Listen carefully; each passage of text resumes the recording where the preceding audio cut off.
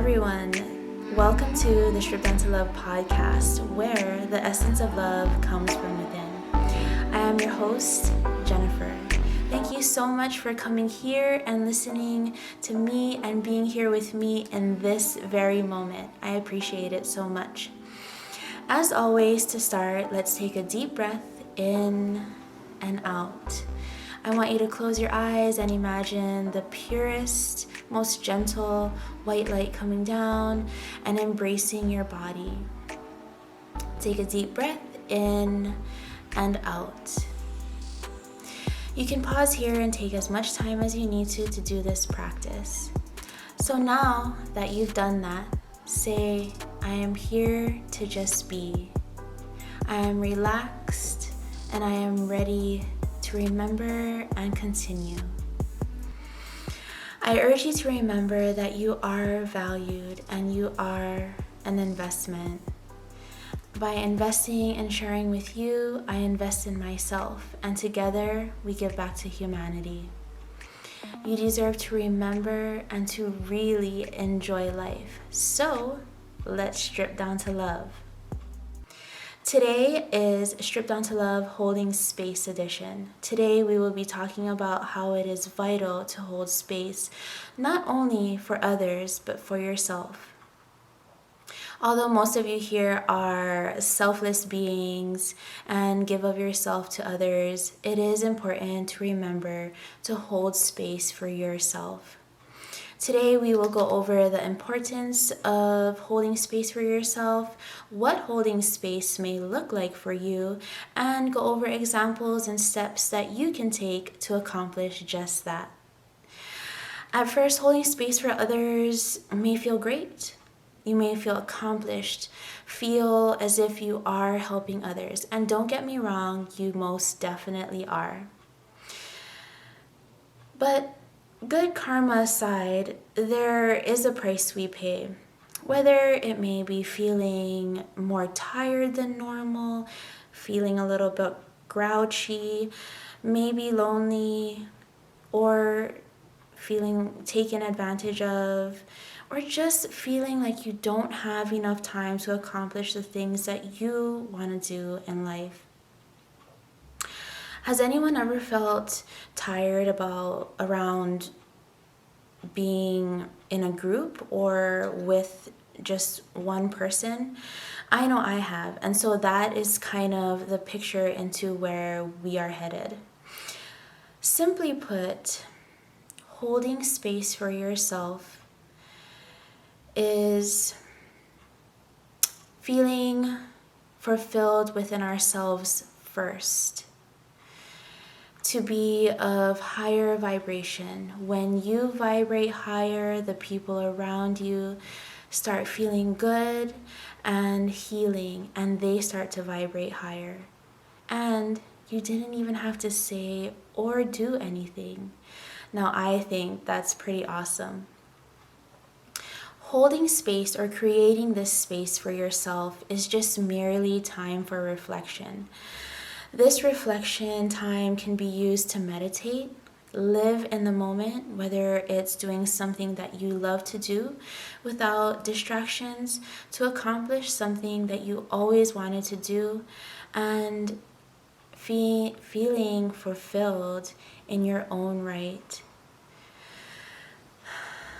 I mean, wouldn't you want the feel-good feelings to amplify and continue? I know I would. This space is there for you to go inward, to review things that have made you feel great, and maybe the not-so-good feelings as well. Review things that you've accomplished throughout the day, and maybe start to build your own future plans.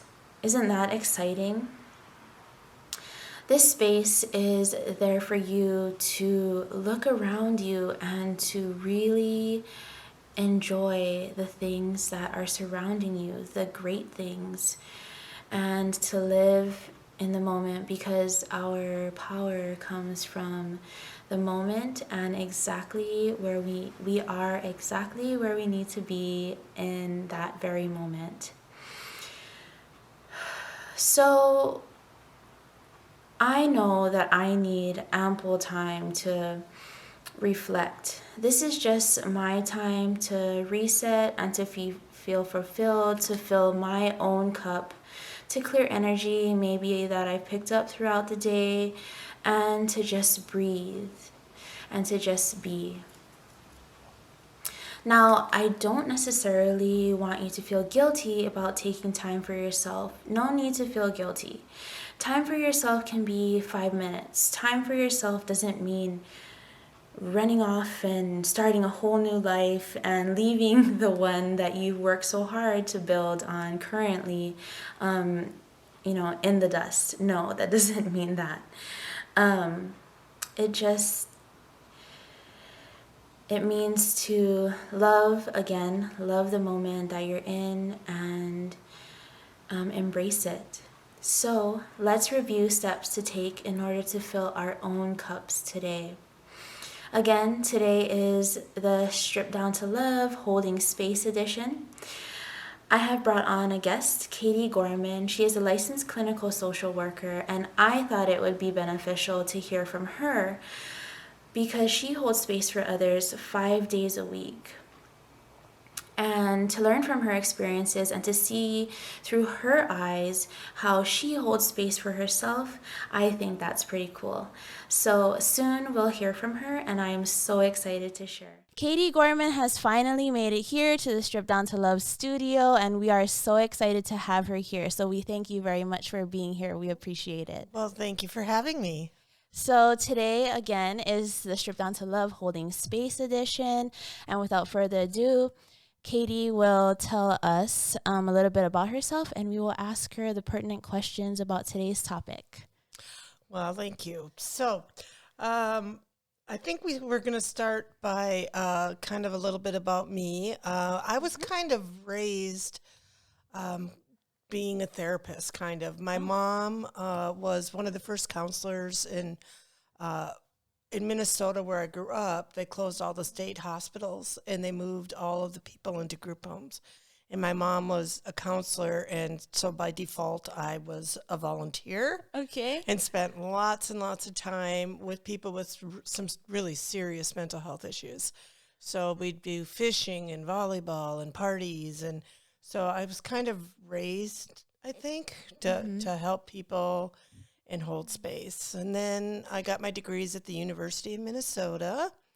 And but during that time, I had a group home with my husband. We had 6 kids that we raised along with our own. We had lots of challenges there, but I did residential treatment. Then I opened my own clinic, and I had like 80 therapists working for me in Minnesota. Wow, yeah. you guys. Oh, my goodness. Yeah, it's like herding cats, let me tell you.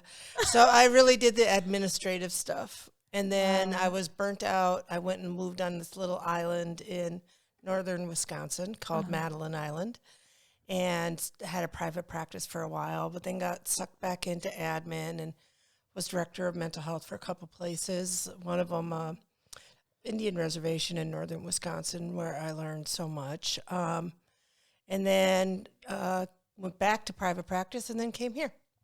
And now we work together. Yes, we do work together, and that is how I found Katie. But I did not know all of this about her. She's a very humble being, and I am just blown away by the information that I have just learned. So thank you so much for You're being welcome. open to us. So are you ready? I am. For all the questions? Yeah. Okay, so how has being a licensed clinical social worker changed your life? Well, it taught me how to listen, not just hear, but to really listen to people. I used to be a big extrovert, which obviously running companies and all that, but I'm really not that way at all anymore. I'm very much more an introvert, so it changed me that way. Very, very interesting. It is, isn't it? Mm-hmm. But the best thing is that I learned so much about so many different cultures.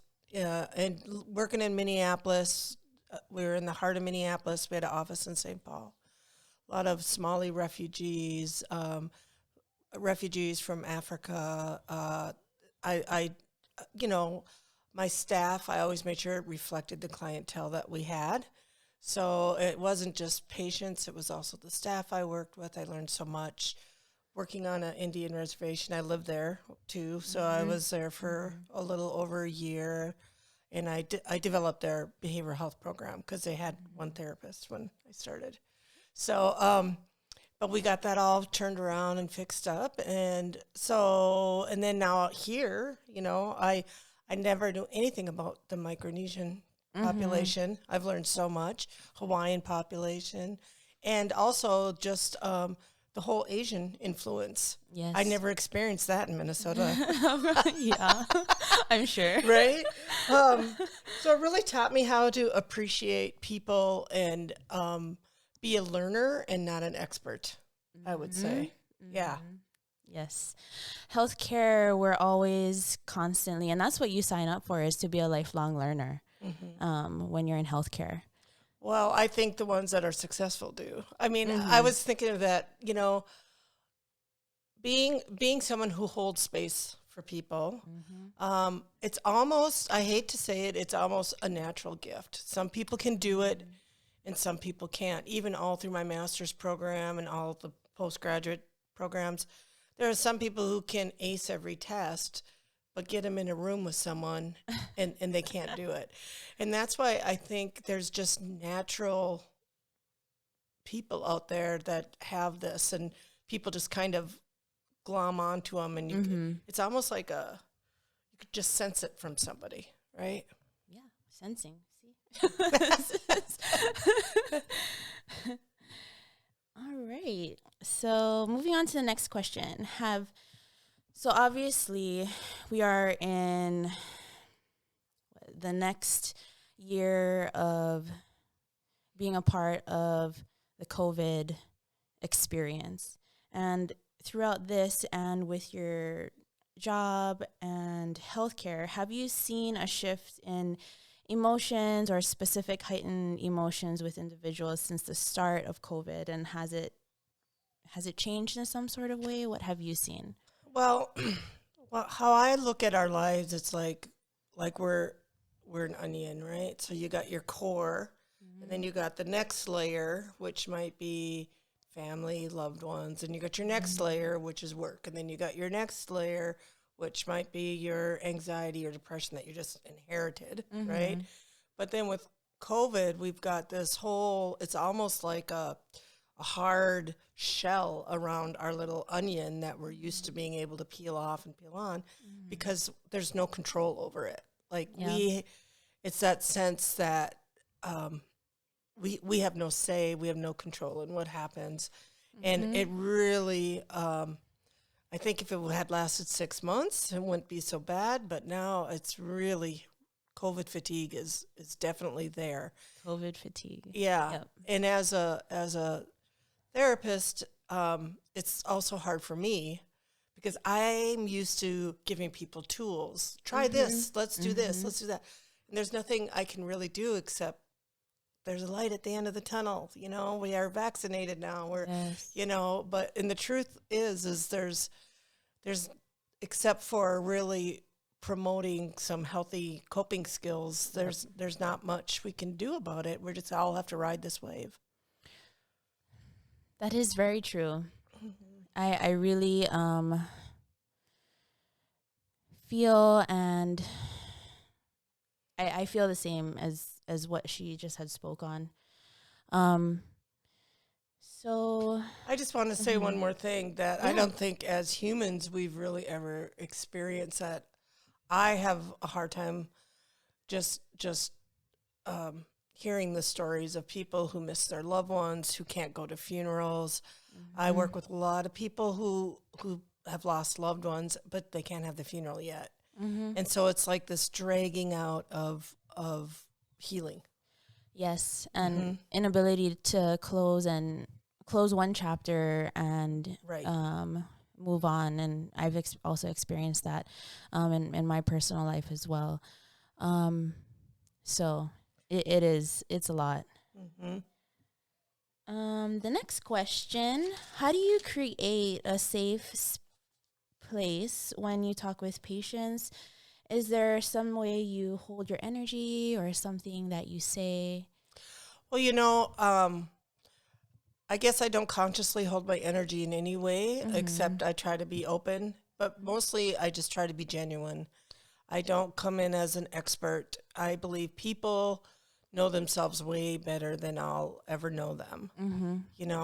Don't judge people. You start where they're at and don't push them. I think as a young therapist, I was all about, let's get to the root, let's problem solve, let's do this, let's do that. And now that I've been in here like 25 years, I'm way more laid back, and people know when they're ready to deal with stuff subconsciously, maybe not consciously. So I think I try to do that. I try to be a little vulnerable. I be real. I probably tell too much about myself, but I only share what I think could be helpful. Yes. In their healing. So, but back when we were being trained, that was a no. You don't tell anything about yourself, and I don't believe that. It's all about relationship, and building relationships. Yes, I totally agree. And I love that you said that you meet people where they are at. Because in some sort of way, any other way, like how she just had explained to us, getting to the root problem, just meeting a person where they're at means so much more to the other person than you could ever, I feel like any work that you could ever put into them, because at that moment they understand that you see them, and that's great. I think another lesson I've learned is to really validate people. People will come and they might tell you something, and again, people just jump into problem solving when really is all they want to do is be heard and say, that sucks. Man, I can't believe you went through that. You're a strong person for making it through. It's just like validation, because then you're telling that person you're important, and whatever you're going through matters. Yes. I am so loving this right now. I just have to say, because there is just so much rich information in here, and it's just, thank you so much. Oh, you're welcome. Thank you. So fourth question, how are you able to emotionally support others? Well, we kind of touched that. And yourself. Is there a specific reset button you press? What is that button, and what actions do you take? Well, I'll be honest with you, because I think I have this aura, or what the subconscious, whatever. Like sometimes I can go. One of my best friends on the mainland is a minister, right? Oh. And we took a welding class where we were welding art, and we stopped and on the way back from class one day and had a beer. And so she was, the bartender ended up telling us her whole life story. And she's like, I don't know why I'm telling you guys this. And I said, well, because I'm a therapist and she's a minister. But so we kind of learned, like, you don't give eye contact when you want to put up that wall. Don't ask the questions. Don't just, because there's times, neither of us wanted that. We wanted to just chill, and giggle and have fun. But so, okay, I'm getting off topic now, but so self-care is important. So really knowing when to put up I'm not at work. A lot of people I know never even ask me anything about therapy or anything, like their kid will be acting out. And I don't offer, because that's not my role as a friend. Yes. I don't want to be the one being, you really need to do this with your kid or this, So I try to really separate and leave work at work, and my personal life is my personal life. Yeah, I feel you. And when, you are away from work, and like you said, sometimes like people will just be talking with you about specific concern that they have outside of work. And, we kind of cut it off. But also in that regard, I feel like we do know when it is the correct time to offer up this information. And but that's the beauty of it. Like, we have this like feeling inside, like, okay, maybe it is time for me to just give a little bit of information Right. to that person. Right. The other thing, I come home and I garden where no one's talking to me, and I'm watching my beautiful flowers, and I talk to them. Being with nature. Being with nature is huge. So it's finding that Zen place that we all have, and some people run. So I wish I could find Zen in running, but it just bores the heck out of me. You know, some people bake, some people, I mean, everyone has that passion where all of a sudden hours have gone by and you're like, oh, where did the day go? You know, painting, I love to paint. I can lose Yes, hours and she hours does. in painting. Yeah. I have seen her work. It's very beautiful. Thank you.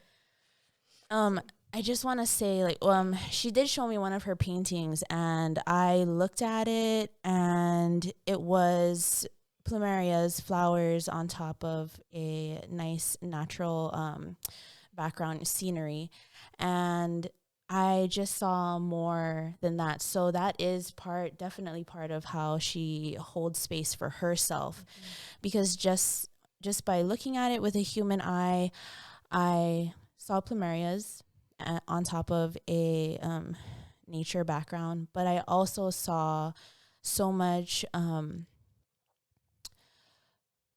deep thought that came from within on that painting. Oh, And so that's that so is sweet. Thank you.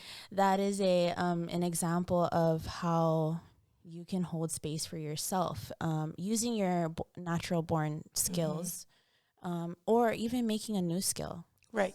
Right. And I think that's one of the positives about COVID right now is that people are reconnecting with their kids. They're spending all this time playing board games, doing all this stuff.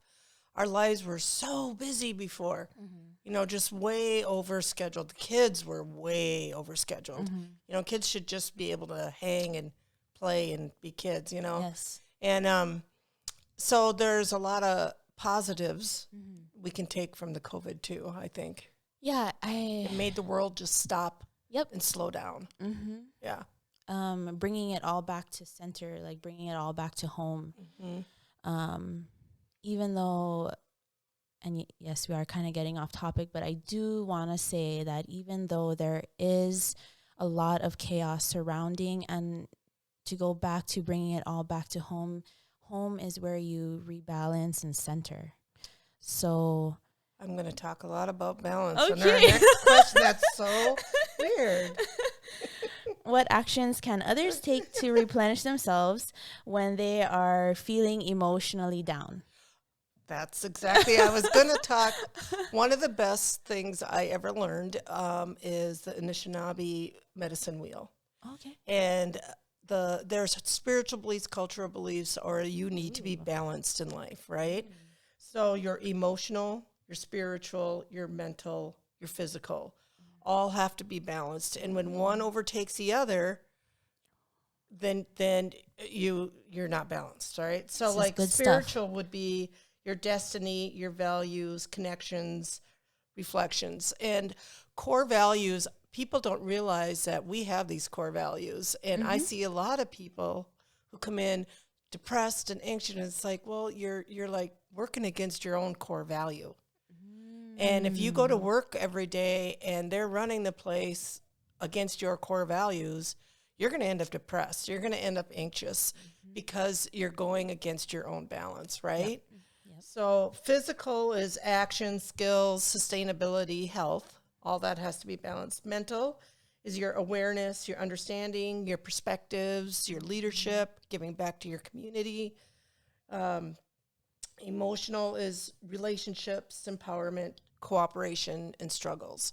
So whenever and this is just Google medicine wheel, Anishinaabe medicine wheel, and you can see it. But it's something I live by, and it's something I really work with my patients about. And it's you can't hold space unless you can do this with yourself. I think that's the other thing I really learned through when I was young, I was just such a go-getter and developing programs and doing this and doing that. And I was so busy, but I think I was so busy because I didn't want to look inside.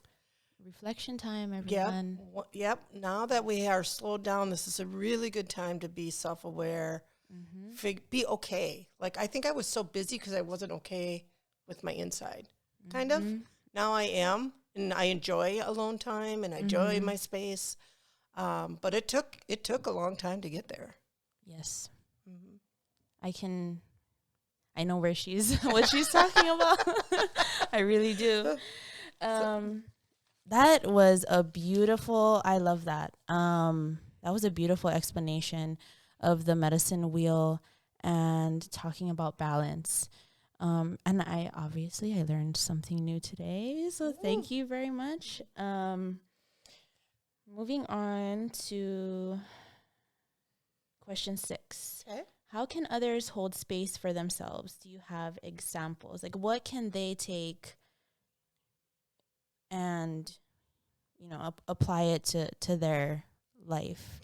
Well, and I throughout the whole thing, we've kind of been talking about this, right? Yes. So it's just like that, I don't know, cliche, you can't love other people until you love yourself. But you know what? It's true.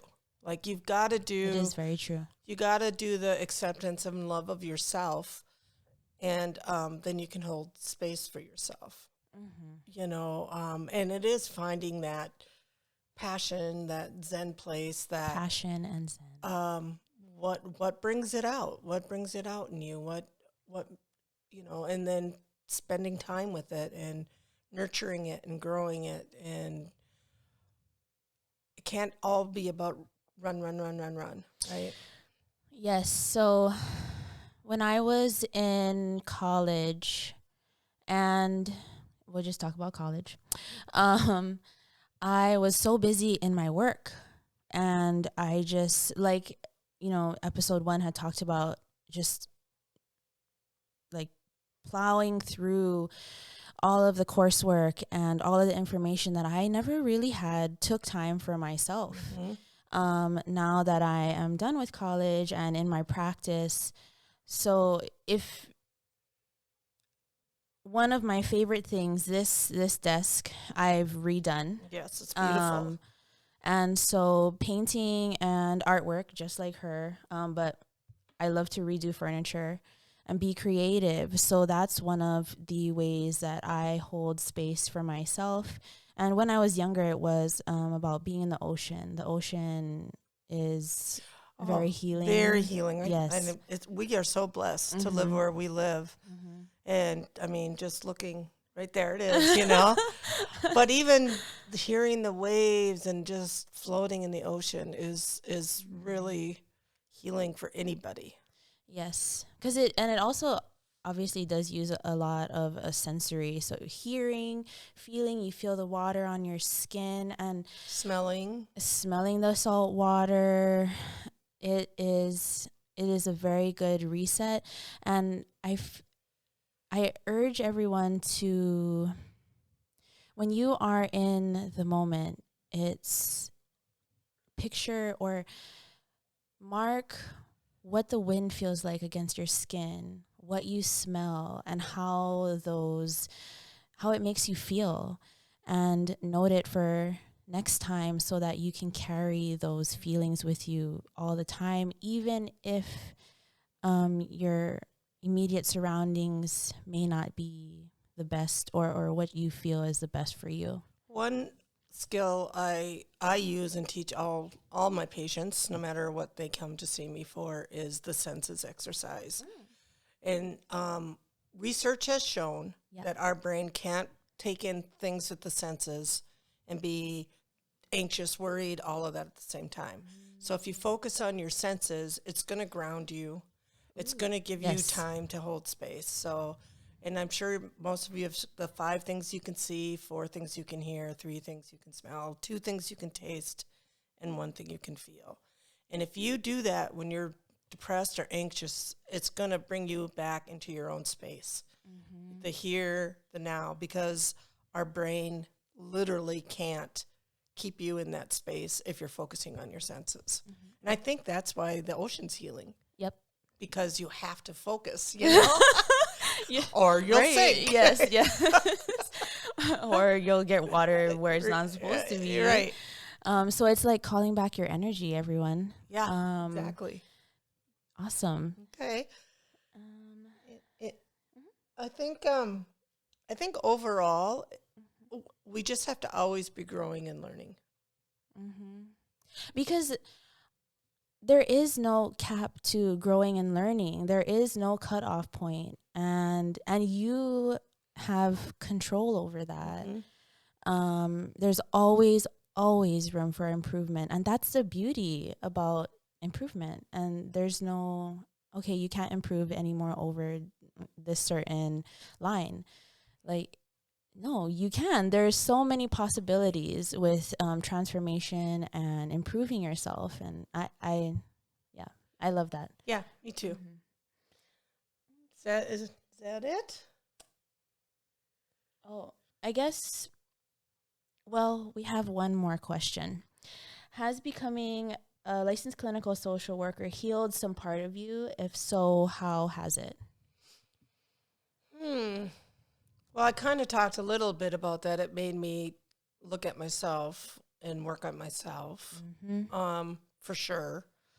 I think all of us have little things that nag us, you know, that we are always going to be working on or working towards healing. Yep. You know, it's Valentine's Day here. At the time of recording, it is Valentine's Day.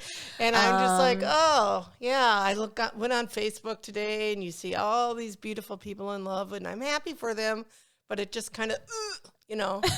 So what do? You like this? You work and you record. You hang out with other single friends. No. But honestly, what you do is you're like, this isn't helpful. Why am I looking at this? Why am I putting myself through this? Right?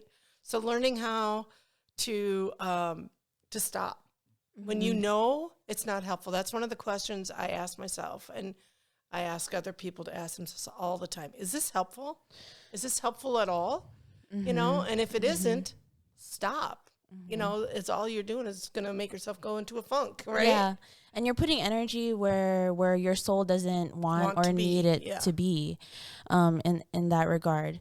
And there was one thing that I had to say. I totally forgot.